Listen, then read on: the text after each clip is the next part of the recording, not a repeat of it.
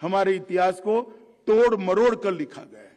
हो सकता है वो सही हो, परंतु हमारे इतिहास को गौरवमय तरीके से लिखने में अब हमें कौन रोक?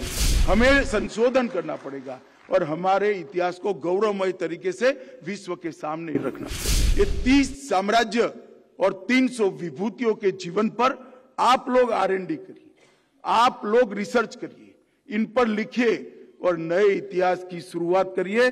नया इतिहास आएगा, जो असत्य है वो अपने आप चला जाएगा। कि देश में एक ऐसी सरकार आई है जो देश के गौरव के लिए किए गए किसी भी पुरुषार्थ और किसी भी प्रयास की समर्थक है।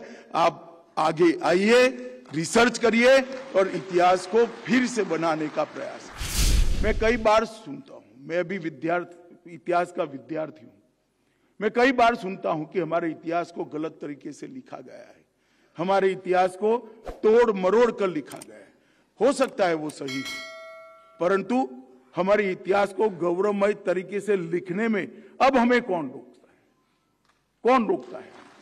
हमें पुरुषार्थ करना पड़ेगा, हमें संशोधन करना पड़ेगा और हमारे इतिहास को गौरवमय तरीके से विश्व के सामने रखना पड़ेगा। आज इतने सारे विद्यार्थी बैठे हैं, यूनिवर्सिटी के प्रोफेसर्स भी हैं, मैं तो उनको आह्वान करना चाहता हूं कि इतिहास को तोड़ा है, मरोड़ा है, गलत तरीके से लिखा है, ये विवाद से बाहर निकल जाइए।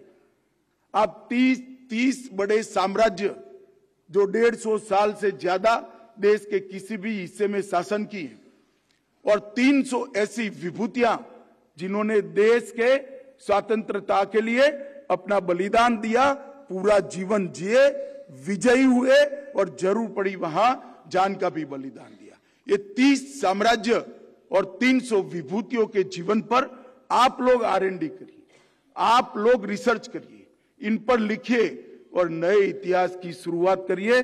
नया इतिहास आएगा, जो असत्य है वो अपने आप चला जाएगा। और मैं आपको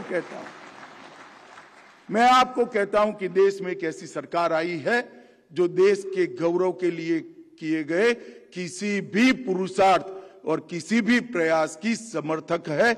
आप आगे आइए, रिसर्च करिए और इतिहास को फिर से बनाने का प्रयास करिए।